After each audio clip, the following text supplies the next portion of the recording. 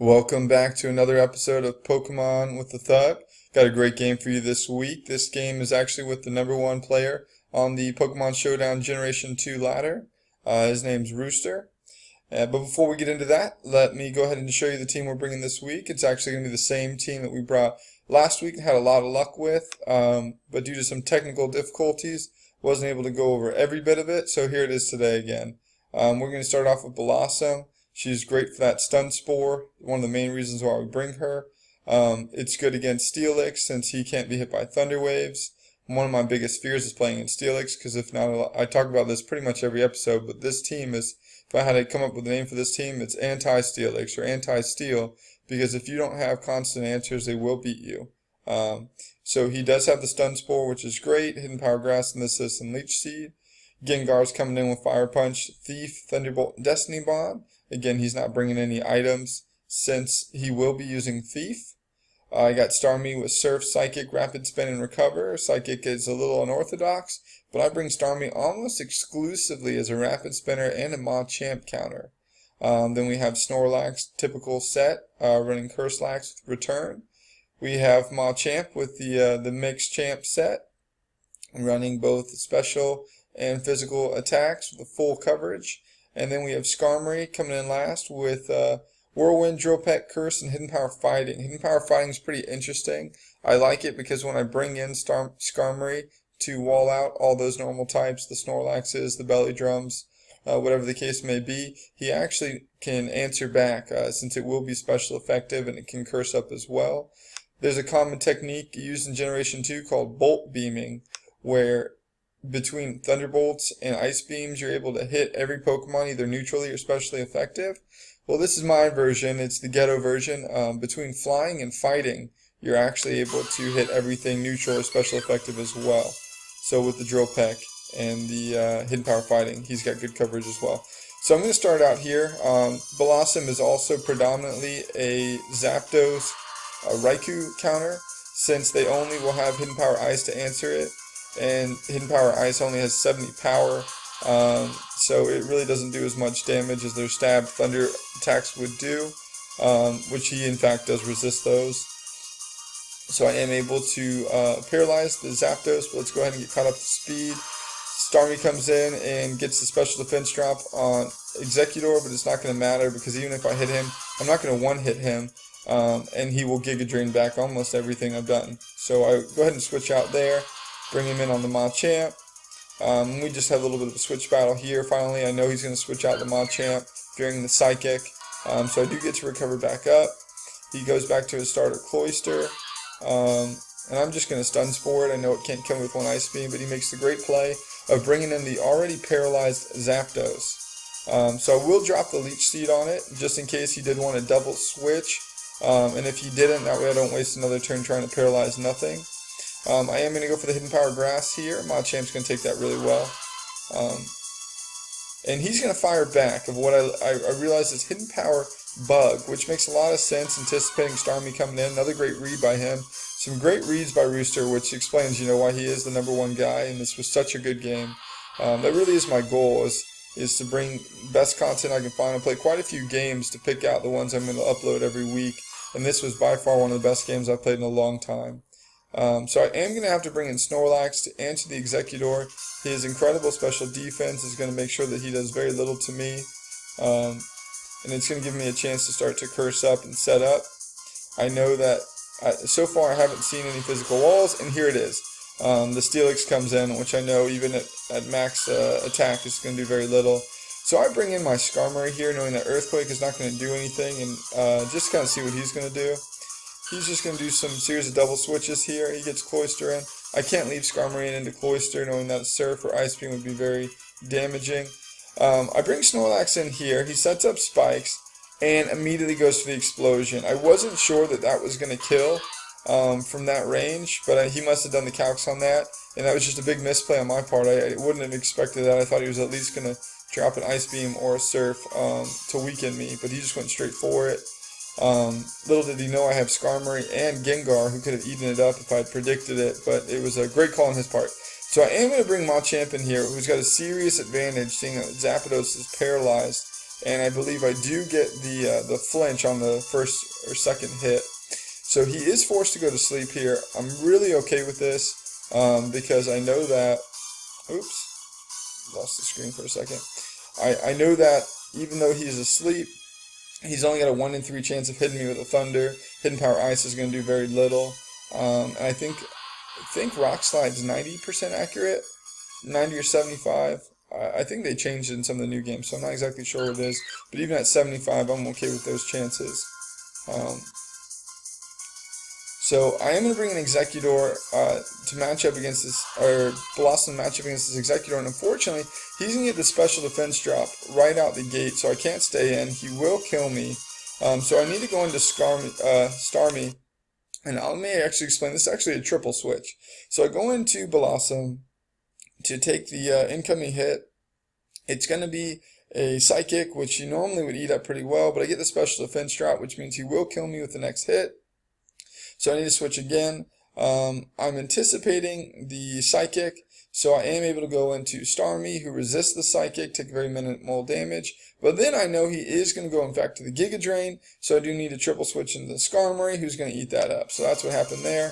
Skarmory comes in, and I am able to get a Draw Peck off, but of course it's going to do almost nothing to a Steelix. So we got ourselves a little bit of a Star War here. He is slower naturally, so he does win the Whirlwind Roar battle.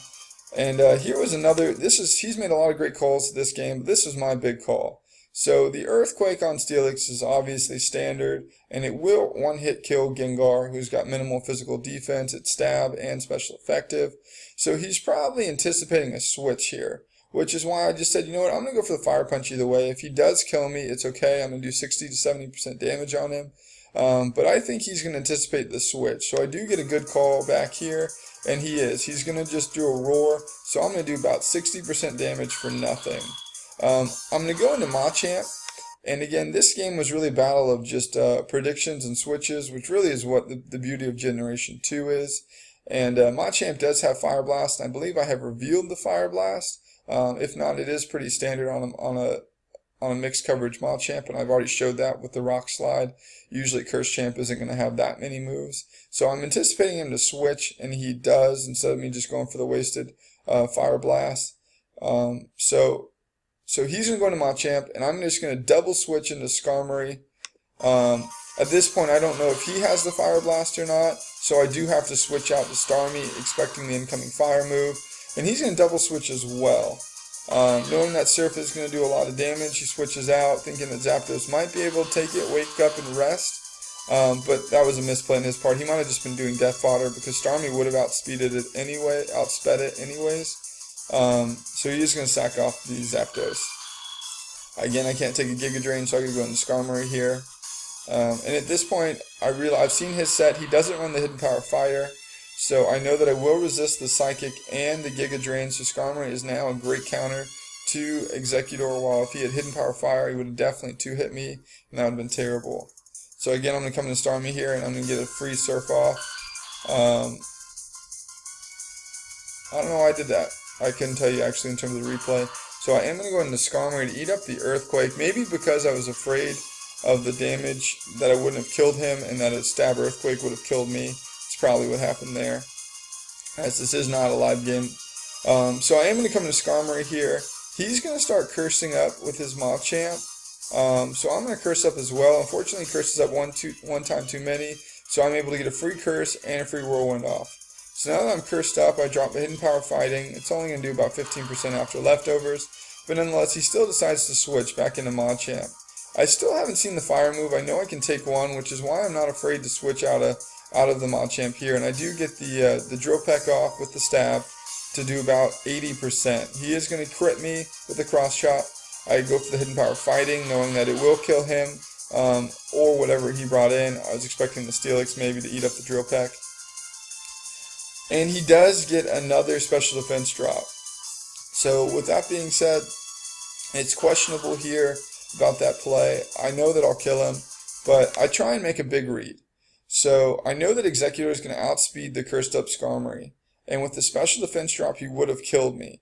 So I know he knows I'm going to switch out. I'm expecting him to think I'm going into either Starmie or maybe Blossom. I'm not sure because I will resist the Giga Drain. He might have also be packing the Explosion, which I was also afraid of.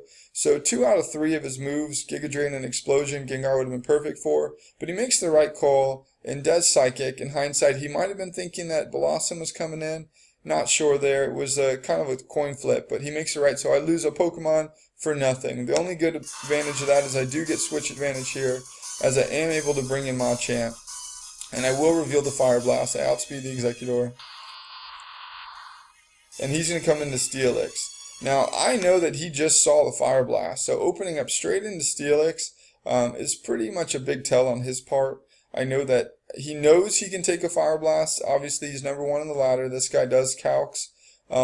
So I'm expecting him to just think I miscounted and live the Fire Blast and Explosion on me. So I'm deciding who on my team I want to take it.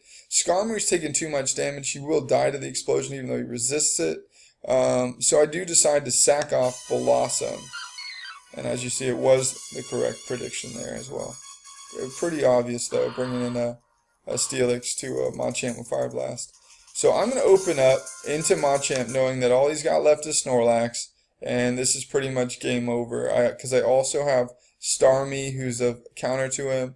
And I've got not Starmie, I also have Skarmory, who's a counter to him, and Starmie, who's a fast special sweeper. So even if he curses up and something goes horribly wrong, Starmie can come in and hopefully get the finish on it. So we're in really great shape here. I open up the Cross Chop. It is going to show that it's pretty much game. He does decide to curse. I guess now he's banking on me missing the Cross Chop, and I do make the miscalc. I'm not sure if I got a low roll here, or if it just doesn't kill in any capacity. I didn't look it up. I just assumed from all the damage the Cross Chop did. And the Earthquake doesn't kill him. So he does get the rest off. And the reason why I went for Earthquake was because Cross Chop is inaccurate, in case you're wondering about that. But obviously a big misplay on my part, and it could have cost me the game, as now he's able to start cursing up. Luckily I did finish it off with the critical hit. It is hacks, and I know a lot of people say, oh, you won by hacks, or you got lucky. But unfortunately, the critical hit rate on Cross Chop is accelerated. So I believe it's 1 in 4, and I believe I hit him with 4 Cross Chops there. So it's not that unusual. It's not that fortunate. It's pretty much average, if you will, 1 out of 4, and that's in fact what did happen. So great game to Roostur. Really just a great game, and hopefully if you like this, go ahead and give the thumbs up button down below a click. Also, feel free to give me comments in the selection. If there's Pokemon you want to see me bring next week, if you want to see me adjust the team up, anything that you do like, just go ahead and let me know below. If there's something you don't like, let me know that as well. I'm always looking to improve, and hopefully I'll have a great game for you next week. Been playing quite a few just to mill through and really try and bring top tier matches to the channel. So thanks for watching, and I'll see you next time.